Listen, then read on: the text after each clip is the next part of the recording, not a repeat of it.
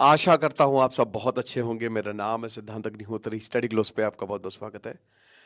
ये जो ट्वीट है ये बहुत तेजी से वायरल हो रहा है हर्ष गोइनका जो कि आरपीजी ग्रुप जो कि कॉन्ग्लोमरेट है। आपने सबने सुना ही होगा आरपीजी ग्रुप के बारे में। तो उसके चेयरमैन हैं, ठीक है ना। अब उन्होंने कुछ बताया है। उन्होंने बताया है कि मुझे बहुत अच्छा लगता है शार्क टैंक सीजन 4 देखना या शार्क टैंक देखना, लेकिन ऐसा लगता है कि sharks are bleeding, there is a bleeding in the tank. अब उसके बाद यहां पे उन्होंने फिगर्स बताए हैं, ठीक है ना। तो पहले हम इस पे नजर डाल लेते हैं। इसमें जो सबसे ज्यादा ये करोड़ों रुपए में लॉस में है, प्रॉफिट कितना हुआ, ठीक है। एक चीज हमेशा याद रखिए कि कोई भी कंपनी प्रॉफिट पर चलती है, ठीक है ना। प्रॉफिट हुआ है तो आपको पैसे मिलेंगे, प्रॉफिट नहीं है तो कंपनी अल्टीमेटली बंद हो जाएगी। तो सबसे ज्यादा जिसको लॉस हुआ है वो है वरुण दुआ की एको इंश्योरेंस कंपनी, जिसको 456 करोड़ का लॉस है, ठीक।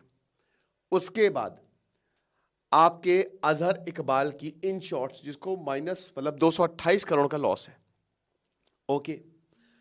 फिर आपका रितेश अग्रवाल देख लो, मतलब अब यहां से दिखता है अमन गुप्ता को 54 करोड़ का लॉस है।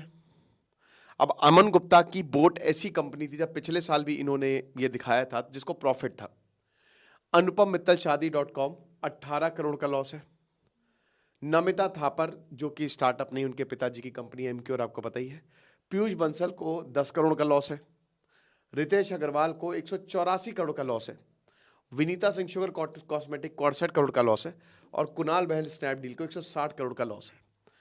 तो अब आप ये देख सकते हैं कि ये कोई भी कंपनी जो है वो प्रॉफिट में नहीं है। तो यहां पे गोयनका साहब यही बताने की कोशिश कर रहे हैं कि जो शार्क्स कहते हैं कि आपकी प्रॉफिटेबिलिटी कितनी है, आप कितने प्रॉफिट में है, वो खुद इतने बड़े लॉस में है। लेकिन दोस्तों यहां पे कैच है, एक चीज हमेशा याद रखिए, ये प्रॉफिट का गेम कभी होता ही नहीं है। ये गेम होता है वैल्यूएशन का।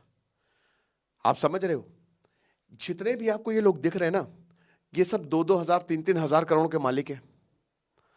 अगर ये सिर्फ और सिर्फ प्रॉफिट पे फोकस करता तो शायद इनके पास 10 करोड़ भी ना होते। मेन गेम यहां पे वैल्यूएशन का है। ये सबको पता है कि कंपनी 10 से 15 साल बाद प्रॉफिट बनाना शुरू करती है मेरे भाई। ये सिर्फ वैल्यूएशन, जितनी ज्यादा बड़ी कंपनी होगी उतना ही लॉस उसका बढ़ता जाएगा। बहुत ज्यादा खर्चा होता है, प्रॉफिट भी होता है, ऐसा मैं नहीं कह रहा हूं, लेकिन बहुत ही कम कंपनीज होती हैं जो प्रॉफिट पे खेलती हैं। माफ कीजिएगा, कैमरा जरा ऑफ हो गया था। अब रितेश अग्रवाल को देखो आप। रितेश अग्रवाल की कंपनी की $4.5 बिलियन इनकी वैल्यूएशन है और इनका लॉस है 184 करोड़ का। 4.5 एक ये सारी कंपनीज यूनिकॉर्न है ना। 10-8 हजार करोड़ से ऊपर की इनकी इन सब की वैल्यूएशन है। कितने लोगों को एम्प्लॉय करती हैं। तो इट्स ऑल अबाउट वैल्यूएशन, कि आपकी वैल्यूएशन कितनी है जो आपकी फंडिंग से मिलती है। आप एक आइडिया पिच करते हो, उस आइडिया में दम है, लोग एक्सेप्ट करेंगे, प्रॉफिट बनता रहेगा। लेकिन जैसे जैसे अगर कोई आइडिया बहुत बढ़िया है, उसकी डिमांड बढ़ेगी तो सप्लाई भी बढ़ेगी। बहुत सारी एआई कंपनी, चैट जीपीटी अभी तक लॉस में है, भयानक लॉस में है, लेकिन उसकी डिमांड कितनी है, एक ना एक दिन वो प्रॉफिट मारेगी। कंपनीज लॉस में का मतलब ये नहीं है कि वो कंपनी सक्सेसफुल नहीं है। लगभग सारी बड़ी कंपनीज लॉस में है। सारी बड़ी कंपनी जो आप देखते हो ना, बहुत बड़ी बड़ी, वो सब जो पुश्तैनी कंपनी है, टाटा बिरला, उनकी अलग बात है, वो भाई सैकड़ों सालों से चल रही है, 200 सालों से कंपनी चल रही है। लेकिन बाकी सब अभी तो आई है 8-10 साल पहले, तो ये लॉस में रहेंगी, अभी 5-6 साल और लॉस में रहेंगी। लेकिन हाँ, ये कोई अच्छी बात नहीं है। लॉस एक लॉस ही होता है, ऐसा तो है नहीं कि वो प्रॉफिट हो जाएगा। क्योंकि देखिए जो शार्क्स हैं, जब भी शार्क टैंक आप सीजन 4 में जाओगे, मतलब आप क्या जब देखोगे तो ये जितने भी शार्क्स हैं उनका ये रहता है कि आपका प्रॉफिट कितना है, EBITDA कितना है। लेकिन यहां पे तो कुछ हिला हुआ दिख रहा है, ठीक है।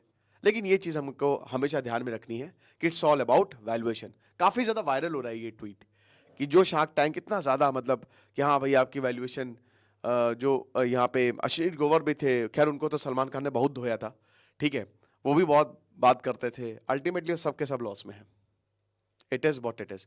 और लॉस एक और चीज, ये आपकी देखिए, आप क्या होता है कि आप ऐसे जाते हो, माइनस में होता है तो आप ऐसे करते करते, जैसे मान लीजिए कि ये पॉजिटिव है ये माइनस है, तो हो सकता है आपको किसी ईयर 400 करोड़ का लॉस हो, उसके बाद फिर 250 करोड़ का लॉस होगा अगले साल, फिर 100 करोड़ का, यानी कि आप अपने लॉसेस को कम कर रहे हो, यानी कि आप धीमे धीमे प्रॉफिटेबिलिटी में जा रहे हो।